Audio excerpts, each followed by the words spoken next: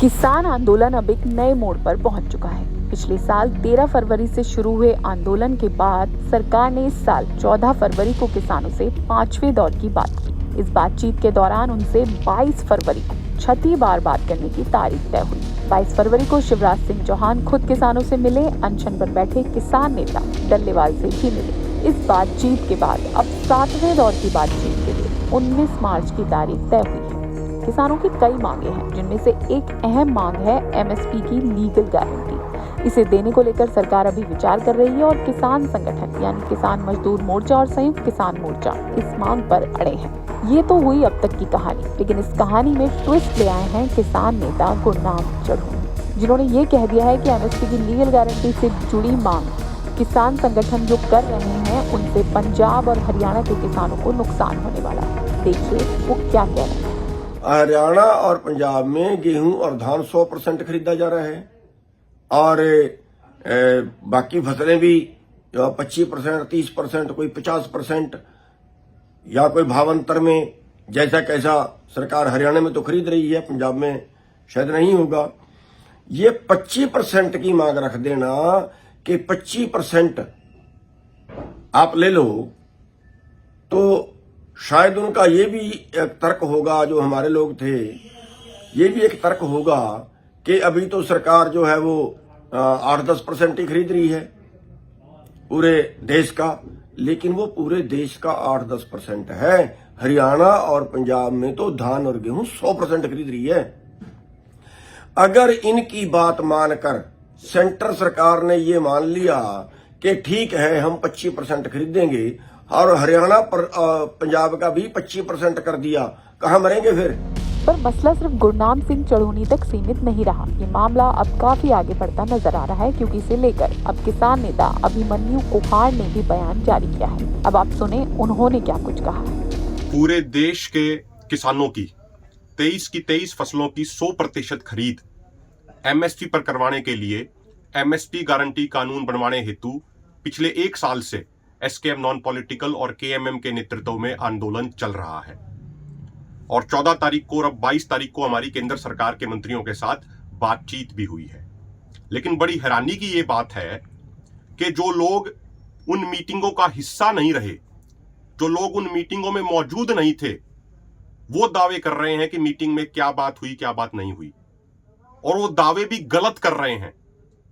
तथ्य से परे और सत्य से परे दावे कर रहे हैं। कुछ दिन पहले 17 तारीख को हरियाणा के एक नेता के उनके पदाधिकारी हमें फोन करते हैं चीजों को समझने के नाम पे कि भाई किस तरीके से बातचीत हुई, क्या बातचीत हुई, किसी मुद्दे को समझने के नाम पे।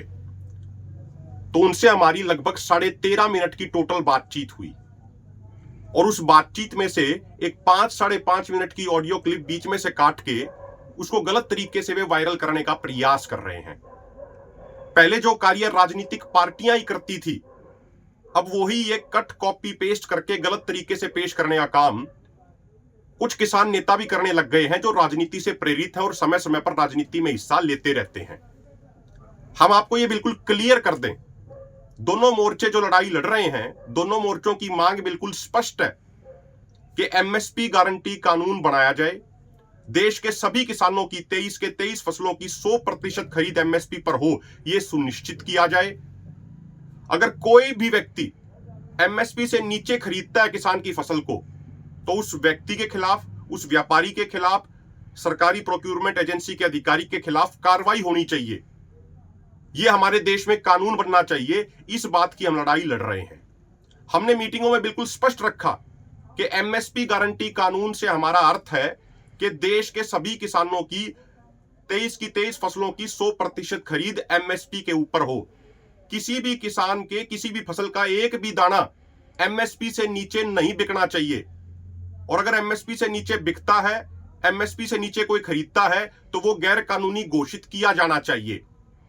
जब कई बार बात आती है, अक्सर चर्चा में बात आ जाती है कि भाई एमएसपी गारंटी कानून बन गया तो फिर व्यापारी पीछे हट जाएंगे, व्यापारी घरों में बैठ जाएंगे, महंगाई बहुत बढ़ जाएगी, मार्केट डिस्टोर्शन हो जाएगा। जब इन मुद्दों पे चर्चा होती है तो तब हम ये जवाब देते हैं कि सरकार गारंटर बने कि भाई देश में एक भी दाना एमएसपी से नीचे नहीं बिकने दिया जाएगा। सरकार 100% की गारंटी ले। और जहां तक ये बात है कि महंगाई बढ़ जाएगी, मार्केट डिस्टोर्ट हो जाएगा, व्यापारी घरों में बैठ जाएंगे, इसके जवाब में हम ये चीज कहते हैं कि भाई आप सीसीआई का एग्जांपल देख लीजिए। जब नरमा एमएसपी से नीचे जाता है और सीसीआई यानी सरकार गारंटर के तौर पे आती है कि भाई हम एमएसपी पे खरीदेंगे, तो नॉर्मली मार्केट में भी रेट बढ़ते हैं। जब नेफेड आती है गारंटर के तौर पे कि भाई सरकार की तरफ से ये रेट है, इससे नीचे नहीं बिकने दिया जाएगा, तो ओपन मार्केट में दाम बढ़ते हैं। और ये नॉर्मल सी बात है, जब सरकार गारंटर बन जाएगी तो जो बल्क परचेजर होता है, जो सबसे बड़ा खरीदार होता है, वो जिस रेट में खरीदता है नॉर्मली वो एक बेंचमार्क बन जाता है। तो हमने कहा कि सरकार गारंटर बने। और ये सारी बातें गैर जरूरी हैं कि एमएसपी गारंटी कानून बन गया तो 17 लाख करोड़ का खर्चा आ जाएगा, 18 लाख करोड़ का खर्चा आ जाएगा। इन सब चीजों को हम नकारते हैं और तथ्यों सहित हमने इन सब चीजों को नकारा है। और महत्वपूर्ण बात यह भी है कि आरबीआई की एक रिपोर्ट कहती है कि जो एक किसान का जो प्रोड्यूस है, जो उसकी पैदावार है, जिस रेट में वो बिकती है रिटेल प्राइस पे, उसमें से 30% से भी कम किसान को मिलता है। बाकी 70% बिचौलिए, व्यापारी, मिडलमैन ले जाते हैं। जो 6 महीने मेहनत करता है उसको 30% से भी कम मिलता है, और जो 6 घंटे अपने पास रखते हैं वो 70% ले जाते हैं। जब एमएसपी गारंटी कानून बन जाएगा तो किसान को उचित मूल्य मिलेगा, और जो ये मिडलमैन 70% का जो मार्जिन ले जाते हैं उसमें भी कटौती होगी, और कंज्यूमर को भी फायदा होगा। जो व्यापारी आज 70% कमा रहे हैं, जो मिडिलमैन 70% कमा रहे हैं, उनकी कमाई 20% रह जाएगी, 30% रह जाएगी, 40% रह जाएगी। तो किसान को भी उचित कीमत मिलेगी और कंज्यूमर को भी फायदा होगा। तो कोई व्यापारी घर नहीं बैठेगा। ये सारी चर्चाएं होती हैं। इसके अलावा हमें यह भी समझना चाहिए, किसी व्यापारी ने 2 करोड़, 4 करोड़, 5 करोड़ का अगर इन्वेस्टमेंट करके कोई प्लांट लगाया है, कोई भी फूड प्रोसेसिंग यूनिट लगाई है, आज वो एमएसपी गारंटी कानून ना होने की वजह से 200 रुपया, 300 रुपया सस्ता माल खरीद के ज्यादा मुनाफा कमा रहा है, तो कल को जब एमएसपी गारंटी कानून बन जाएगा तो उसके मुनाफे की प्रतिशत घट जाएगी। लेकिन उसका यह मतलब नहीं है कि वो 5 करोड़, 7 करोड़ का अपना प्लांट बंद करके घर बैठ जाएगा। बस इतना हो जाएगा कि उसके मुनाफे का प्रतिशत घट जाएगा।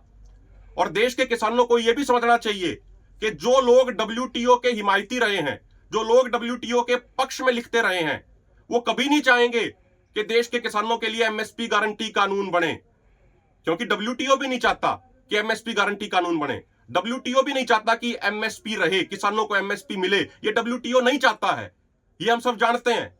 और जो लोग किसान होने के साथ साथ व्यापारी भी हैं, वो भी नहीं चाहेंगे कि एमएसपी गारंटी कानून बने, क्योंकि पूरे देश में एमएसपी गारंटी कानून बन गया तो वो लोग जो दूसरे स्टेटों से, बिहार से, यूपी से 200 रुपया, 300 रुपया, 400 रुपया, 1000 रुपया सस्ता जो अनाज लेके आते हैं, जो धान लेके आते हैं और उस पर फिर मोटा मुनाफा कमाते हैं, उनकी वो मुनाफाखोरी बंद हो जाएगी।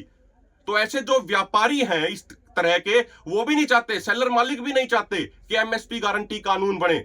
इसीलिए ये लोग जानबूझ के किसानों को, लोगों को भ्रमित करने का कार्य करते हैं।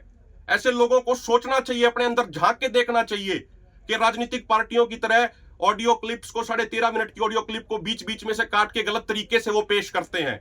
ऐसे लोगों को खुद के अंदर झांकना चाहिए, आत्ममंथन करना चाहिए कि वो किस स्तर तक लगातार नीचे गिर रहे हैं। और हम देश के किसानों को ये बिल्कुल क्लियर कर दें, बिल्कुल स्पष्ट कर दें, पिछले 1 साल से जो आंदोलन चल रहा है एसकेएम नॉन पॉलिटिकल और केएमएम के नेतृत्व में, हमारी मांग बिल्कुल स्पष्ट है।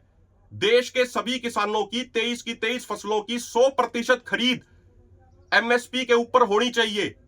अगर कोई भी व्यक्ति, चाहे कोई सरकारी प्रोक्यूरमेंट एजेंसी का अधिकारी हो, चाहे कोई व्यापारी हो, अगर वो एमएसपी से कम पर खरीदता है तो वो गैर कानूनी घोषित किया जाना चाहिए और उसके खिलाफ कार्रवाई होनी चाहिए। तो ये हमारी बिल्कुल क्लियर कट मांग है। देश के लोगों को ये पूरे तरीके से समझना चाहिए, किसी तरीके से भ्रम में नहीं पड़ना चाहिए, किसी की भी गलत बयानबाजी का शिकार नहीं होना चाहिए। अगर ये वीडियो आपको पसंद आया है तो इसे लाइक जरूर करें। अगर चैनल अभी तक सब्सक्राइब नहीं किया है तो कर लें और नोटिफिकेशन पाने के लिए बेल आइकन भी दबा दें।